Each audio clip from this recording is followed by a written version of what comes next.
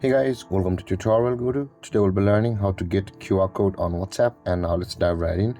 Now to get your QR code on WhatsApp, first open up your WhatsApp on your phone, and after opening WhatsApp, this kind of interface will appear on your phone, and at the top right corner of the screen you can see there is the three dotted icon available for us. Tap on that three dotted icon and tap on the settings option available for us on the drop down menu. And over here guys, now you can see your contact name and your number at the top of the screen, and at the right side you can see there is the QR code icon. Now in order to get your QR code, tap on that QR code icon, and over here guys where it says the my code section, this is your QR code. Now from over here you can screenshot your QR code or share your QR code through the share button at the top right corner of the screen. Tap on that share button and you will be able to share the QR code of your WhatsApp to many of the installed apps on your phone.